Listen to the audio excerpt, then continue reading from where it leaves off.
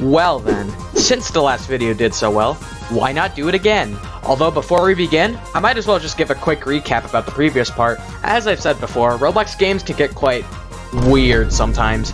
Specifically the furry infection genre. They haven't had the brightest history on this platform, and just by digging a little deeper than the average person would, yeah, now you got yourself a trip to the therapist's office.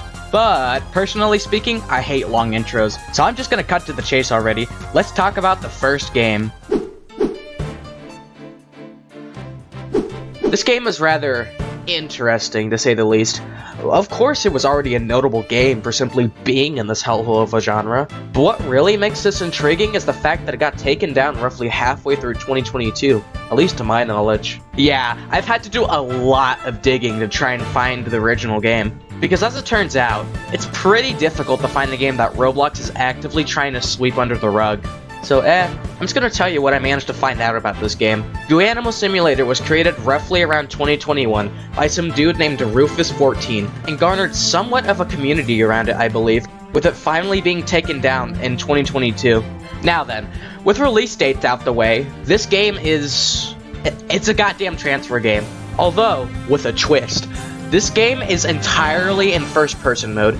Albeit rather minor of a change, it still makes it quite unique from the other more popular transfer games.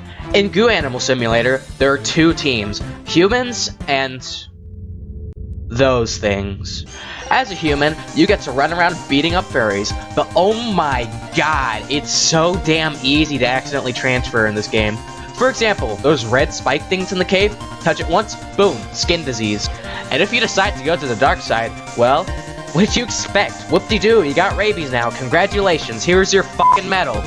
Now, I could go in depth about the mechanics, but I honestly think it's best if you play the game for yourself. Oh yeah, that's right, it's fucking private now. Thank God we have Goo Animal Simulator Reawakening, and that's close too. Yeah, this is what I mean by this game being a rather interesting experience. Mainly the fact that the original game has been taken down for 2 years now.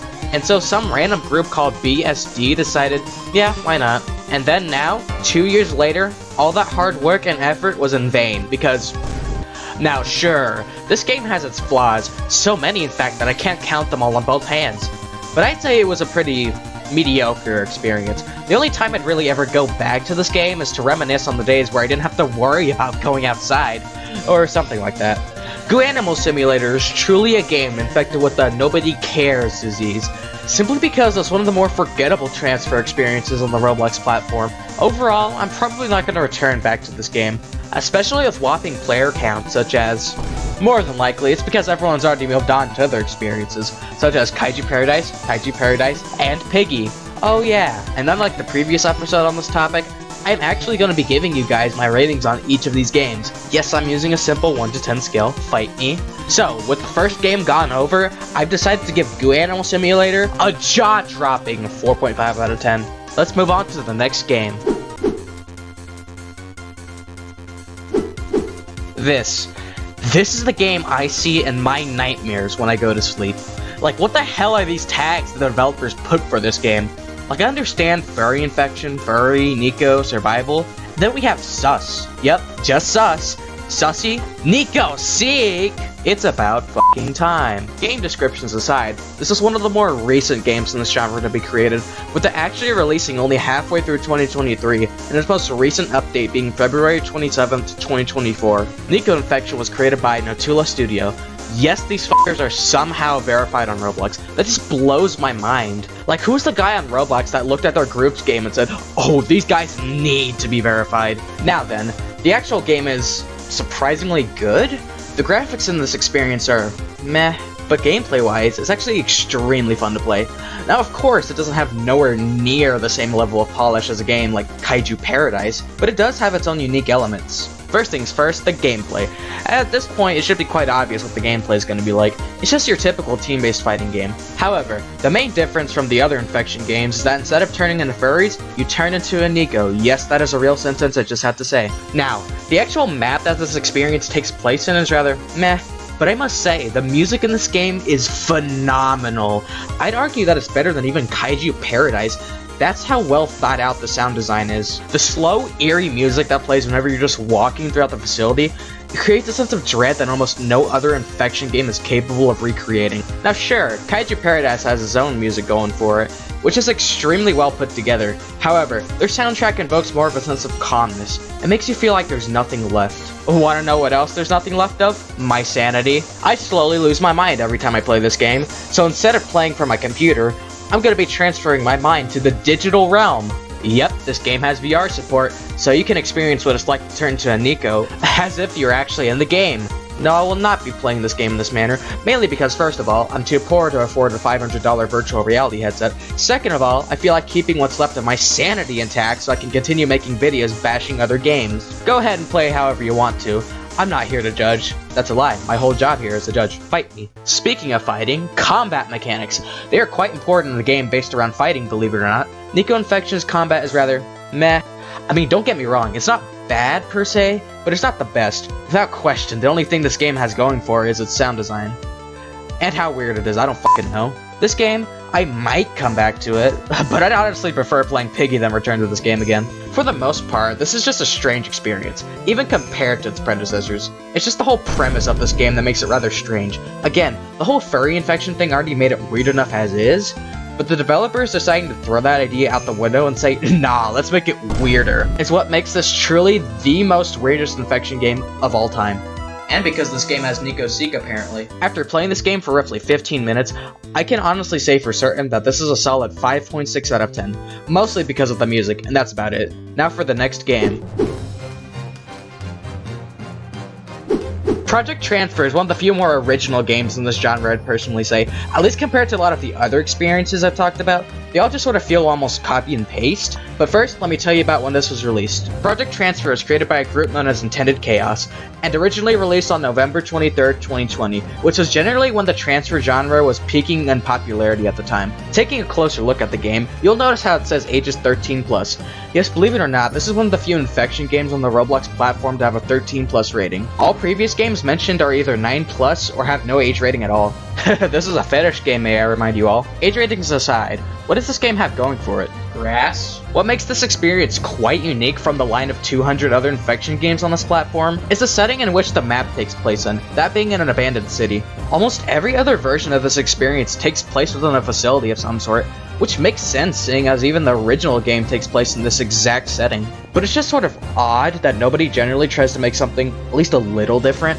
Like at this point, the furry infection genre is starting to feel like New Super Mario Bros. It was cool at first. Now I'm just sad every time there's a new release. After that mild rant, it's time to hop into the gameplay and see what truly makes this game unique. It's a fucking infection game. Alright, but despite the striking similarities to the other 200 transfer games, man, I'm starting to sound like a broken record here. Yeah, I've got nothing. I mean, combat is actually really well made for this game. Beating up furries has never felt better in any other game. Aside from Kaiju Paradise, I'm starting to see a bit of a pattern here. However, Project Transfur uses a separate meter whenever you step into those latex puddle things. When the meter reaches full, you know what that means. Cancer! In all seriousness, I really enjoy this distinct separation. Every other game typically just uses your health bar, and if you happen to be on low health, boom, you're gone. Here, if you get grabbed and are forced into a puddle, you have a fighting chance. Yes, I spent about 20 seconds talking about puddles. I think I'm actually losing my sanity. What makes me lose my sanity more are these controls. Control is for shift lock apparently. Like you could come up with anything better. Z to slide, Q to dash, F to shove, C or X to stance. Listen, if you need to list all of your controls in the description of your game instead of letting people figure them out, your controls are probably too complicated. Either that or I'm just fucking stupid. You can get guns in this game. Like that hasn't been done before. You can get them by exploring around the city and whatnot. This is starting to feel more like Fortnite at this point. Seeing as how big this map is, this game is much more open world compared to almost any other game, which is why I think it was a genius move to take the setting from a lab to a big open city. Even after all the positives I've said about this experience, at the end of the day, it's still just a transfer game. A well-made one at that, but it's not really anything more. With player counts in the hundreds, I'm probably more inclined to go play Kaiju Paradise. Are you starting to see the pattern?